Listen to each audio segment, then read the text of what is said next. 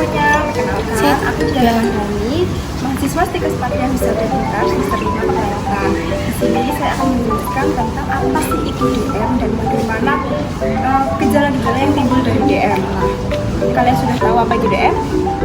Belum? Oke, simak videonya lebih lanjut ya. Kita belajar bareng-bareng. Dadah! Nah, teman-teman di sini ada yang udah tahu belum tentang diabetes? Nah, kita bahas yuk apa itu diabetes. Nah, diabetes merupakan suatu penyakit kronis berupa gangguan metabolik yang ditandai dengan peningkatan kadar glukosa dalam darah atau kadar gula darah yang melebihi batas normal. Kondisi ini disebut dengan hiperglikemia yang disebabkan oleh ketidakmampuan tubuh untuk memproduksi atau menggunakan insulin secara efektif. Gangguan ini berakar dari berbagai faktor termasuk pola makan tidak sehat, gaya hidup, dan faktor genetik.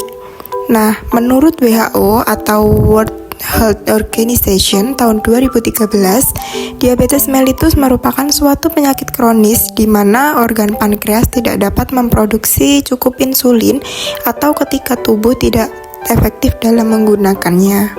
Diabetes mellitus dapat disebabkan oleh berbagai jenis faktor. Faktor yang pertama ada faktor genetik dan risiko keturunan. Memiliki orang tua atau saudara kandung dengan diabetes dapat meningkatkan risiko terkena penyakit ini. Hal ini dikarenakan mutasi gen tertentu dapat mempengaruhi produksi dan fungsi insulin. Untuk faktor yang kedua ada gaya hidup dan lingkungan, yaitu ada pola makan yang tidak sehat seperti mengonsumsi makanan tinggi gula, lemak jenuh, dan karbohidrat olahan. Kurang aktivitas fisik dapat menyebabkan sedentari, membuat tubuh kurang efisien dalam menggunakan insulin. Selanjutnya, kondisi tubuh obesitas atau kelebihan berat badan, terutama lemak di perut, dapat meningkatkan resistensi insulin. Selanjutnya, stres berlebih. Stres yang berkepanjangan dapat meningkatkan kadar hormon stres atau kortisol yang berpengaruh terhadap resistensi insulin. Selanjutnya, gaya hidup merokok dan mengkonsumsi minuman beralkohol secara berlebihan. Hal ini dapat meningkatkan risiko diabetes tipe 2. Untuk yang ketiga, faktor yang ketiga ada faktor kesehatan dan kondisi medis. Seperti yang pertama, resistensi insulin. Tubuh tidak dapat merespon insulin dengan baik, sering terjadi pada diabetes tipe 2.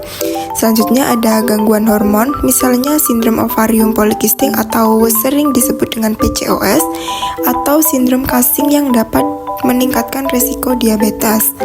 Selanjutnya ada hipertensi dan kolesterol tinggi. Hal ini berhubungan dengan peningkatan risiko diabetes tipe 2. Selanjutnya ada penyakit autoimun. Pada diabetes tipe 1, sistem imun menyerang sel beta pankreas yang memproduksi insulin.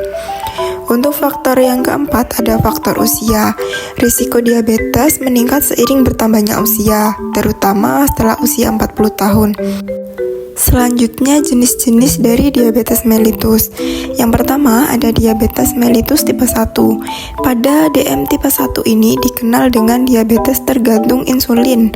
Tipe ini berkembang jika sel-sel beta pankreas memproduksi insulin terlalu sedikit atau tidak memproduksi sama sekali, yang disebabkan oleh autoimun atau idiopatik.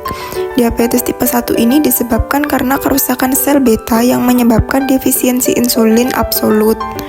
Untuk selanjutnya, diabetes mellitus tipe 2 atau sering disebut dengan DM tipe 2, sering disebut juga dengan diabetes yang tidak tergantung insulin.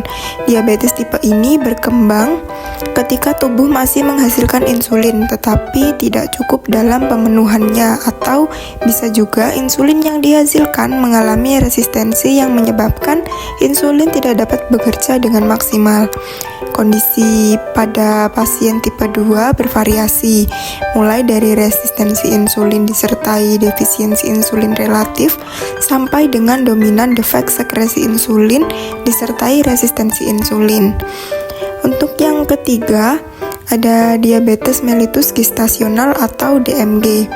DMG ini sering diakibatkan karena kombinasi kemampuan reaksi dan pengeluaran hormon insulin yang tidak cukup. Biasanya terjadi pada masa kehamilan dan akan sembuh pada saat setelah melahirkan.